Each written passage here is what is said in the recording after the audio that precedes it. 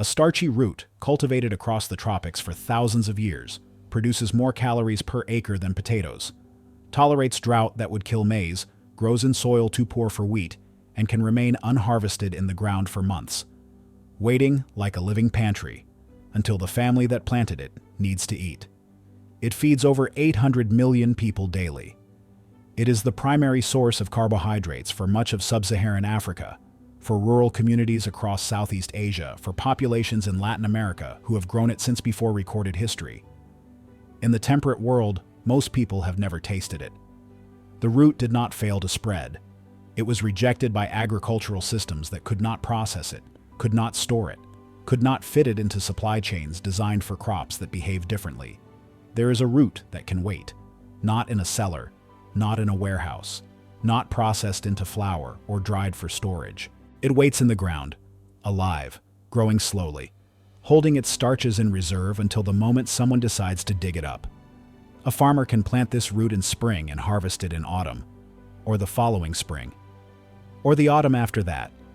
For up to 2 years in some varieties, the root remains viable underground, neither rotting nor sprouting, simply persisting. A living reserve of calories that requires no infrastructure, no refrigeration, no technology beyond a digging stick. This is not how most staple crops behave. Wheat must be harvested within a narrow window, or the grain shatters and falls. Rice must be cut before monsoons return. Potatoes, left too long in the ground, sprout or rot. Timing, in conventional agriculture, is everything. This root defies that logic. It waits. And in regions where rainfall is unpredictable, where drought can destroy a season's planting, where storage infrastructure does not exist, that patience is not a curiosity. It is survival. The root produces more calories per acre than potatoes in comparable growing conditions. In tropical soils, sandy, acidite, nutrient-depleted soils that would starve a potato plant, this root thrives. It tolerates heat that would wilt temperate crops. It tolerates drought that would kill maize. It grows where almost nothing else will grow, and it produces abundantly. A single plant, after 12 to 18 months of growth, can yield 5 to 10 kilograms of starchy roots. A small plot, carefully tended, can feed a family for months. And if the family does not need to harvest immediately, the roots stay in the ground, waiting. This is not marginal productivity. This is one of the highest yielding staple crops on Earth, measured by calories per hectare. It is the primary source of carbohydrates for over 800 million people worldwide. It is the third most important source of calories in the tropics, after rice and maize. And in most of the temperate world, it is virtually unknown. The archaeological record begins in the Amazon basin. Starch grains recovered from stone tools, analyzed using microscopy and chemical signatures, have been dated to at least 8,000 years before the present. Some estimates push domestication even earlier, 10,000 years, perhaps more. The root was cultivated by peoples who left no written records, whose names we do not know, whose agricultural knowledge was transmitted through practice rather than text. What is certain is that by the time Europeans arrived in South America, the root was already a staple across the tropical lowlands of the continent. The Tupi peoples of coastal Brazil grew it. The Guarani of Paraguay grew it. Across the Amazon basin, communities that practiced shifting cultivation, clearing forest, planting crops, moving on as soil fertility declined, relied on this root as a primary source of calories. The root was not simply eaten, it was processed. The raw root, in most varieties, contains compounds that release cyanide when the plant tissue is damaged. This is not a trace amount. In bitter varieties, the concentration is high enough to cause acute poisoning if consumed without processing. The plant, in effect, had evolved a defense mechanism against being eaten. The peoples of the Amazon solved this problem thousands of years ago. They developed techniques, peeling, grating, soaking, pressing, heating, that removed or neutralized the toxic compounds. The grated pulp was squeezed in woven tubes to extract the liquid. The remaining solids were dried and toasted into flour. The process was labor-intensive, requiring knowledge passed between generations, but the result was a stable, storable food that could sustain communities through seasons when other crops failed. When the Portuguese arrived in Brazil in the 16th century, they recognized the root's value immediately. Not for themselves, they preferred wheat, the grain of European civilization, but as a food for the enslaved populations they were transporting across the Atlantic. The root traveled with the slave trade.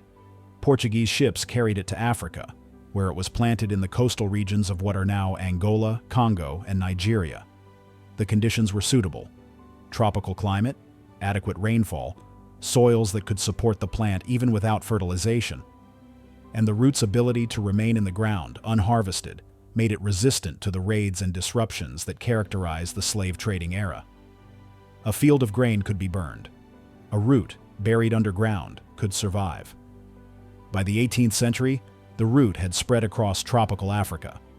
By the 19th, it had reached Southeast Asia, carried by traders and colonists, to regions where rice was the traditional staple, but where marginal lands and unpredictable rains made diversification essential.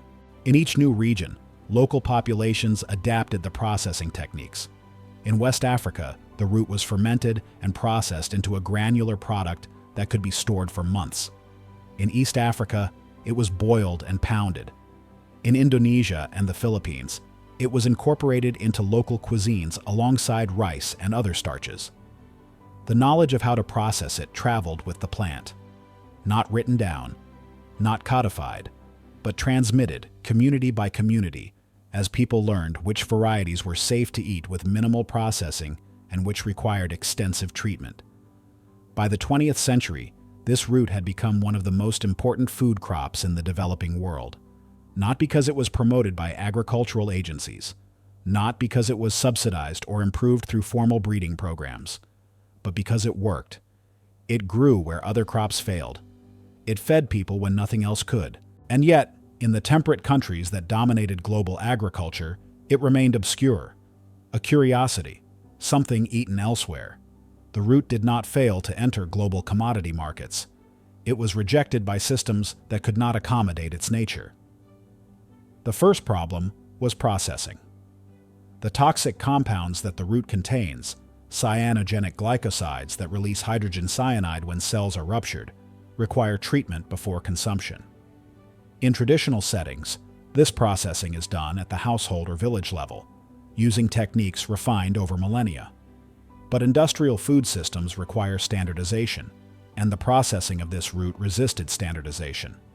Different varieties contain different concentrations of toxins. Bitter varieties, which are often more drought-tolerant and higher yielding, require extensive processing.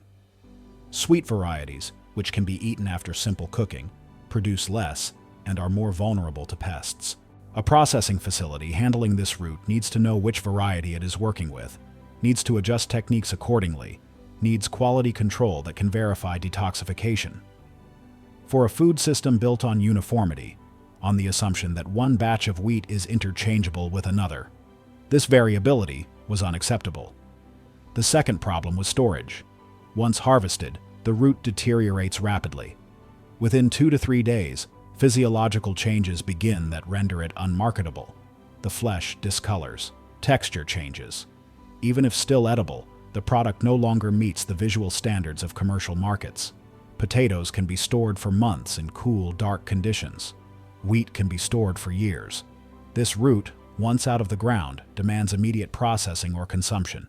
There is no window for shipping across oceans, no possibility of stockpiling in warehouses, no buffer between harvest and use. For an agricultural trade system built on the assumption that commodities can be moved across continents, stored until prices are favorable, and distributed through centralized supply chains, this perishability was fatal.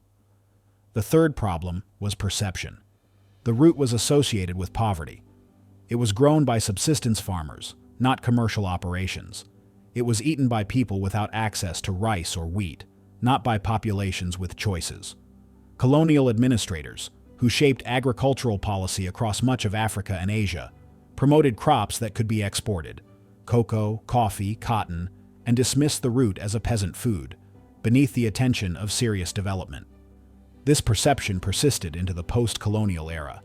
Agricultural research institutions, funded by governments and foundations in temperate countries, prioritized crops that mattered to temperate agriculture, wheat, maize, rice. The root received a fraction of the research investment that went into improving cereals. Improved varieties were developed slowly, if at all. Diseases that threatened production were studied, but solutions came late. And meanwhile, the populations that depended on this root continued to grow it, continued to process it, continued to survive on it, largely without assistance from the institutions that claimed to be improving global food security.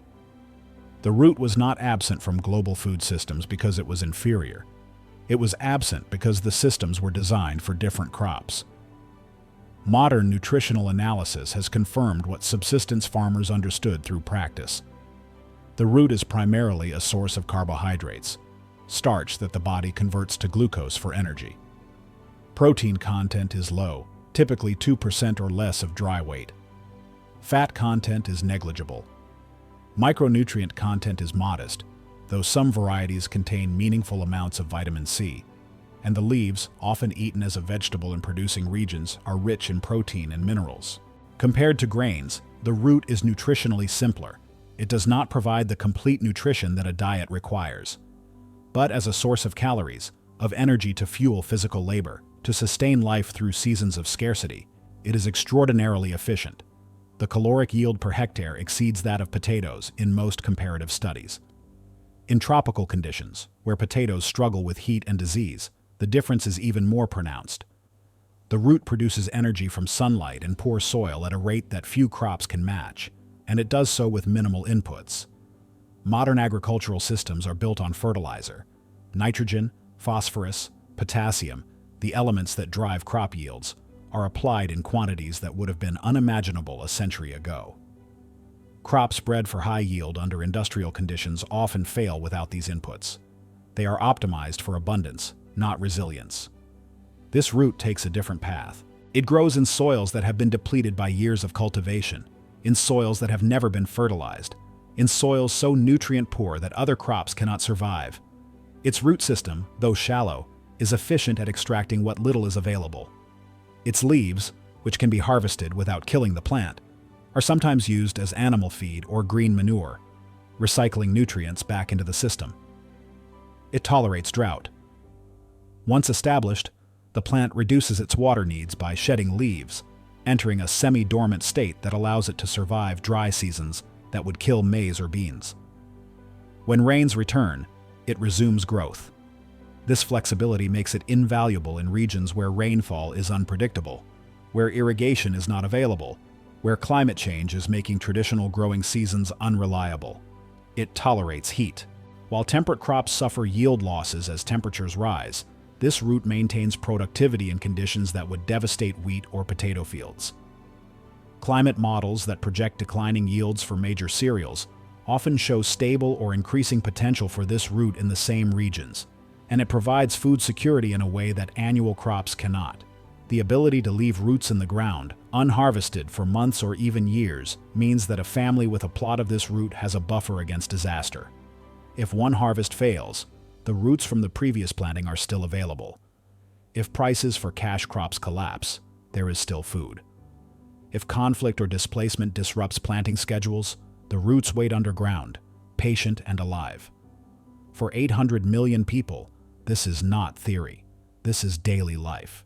The root is breakfast, lunch, and dinner, processed into forms that vary by region but share the same fundamental purpose: converting sunlight and poor soil into the energy that sustains human existence.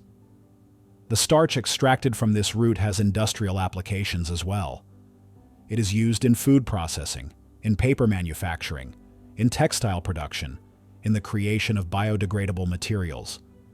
The global market for this starch is substantial, though most of it is produced in Asia, particularly Thailand, where commercial cultivation has developed in ways that never occurred in Africa or Latin America.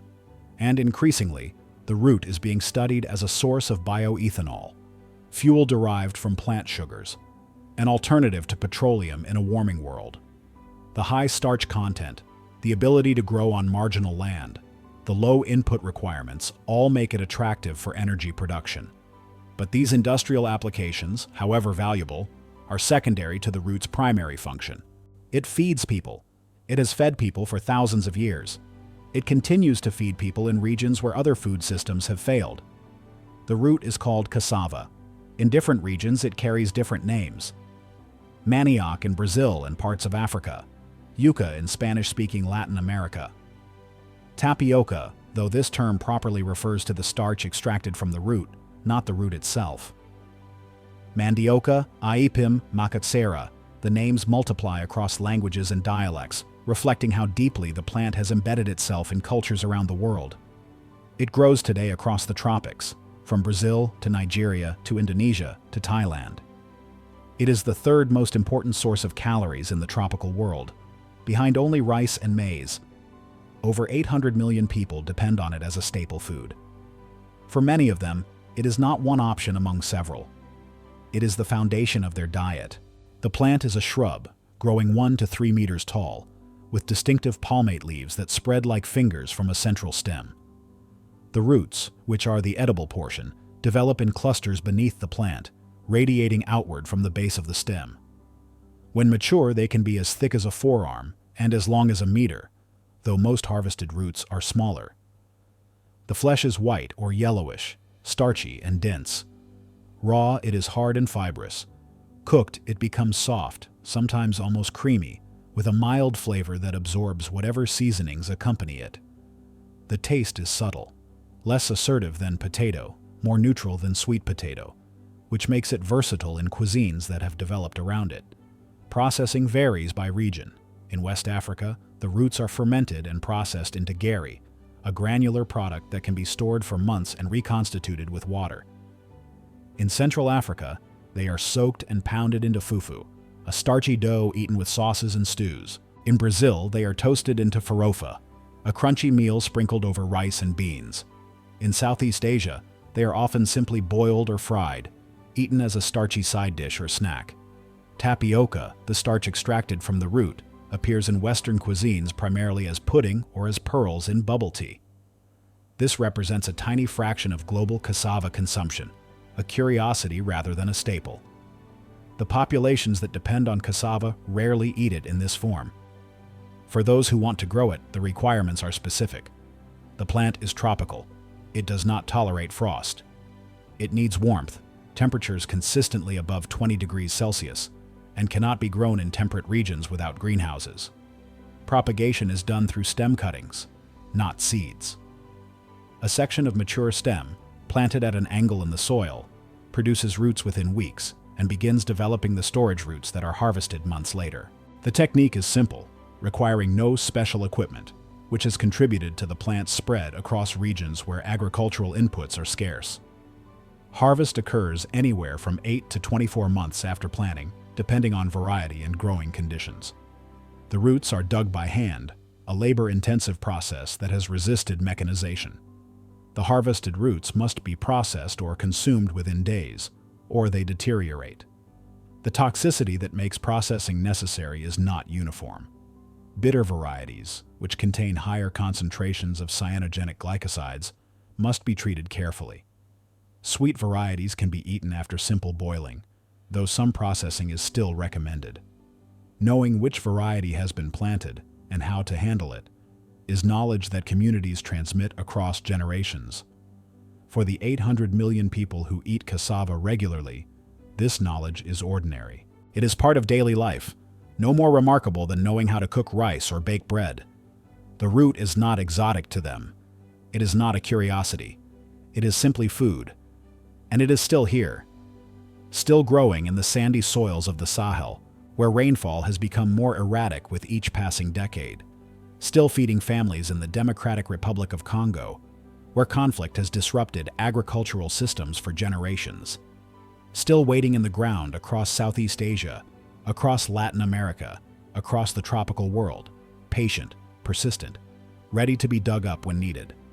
Still invisible to the temperate countries that design global food policy, that fund agricultural research, that determine which crops are worthy of attention. The knowledge was always here.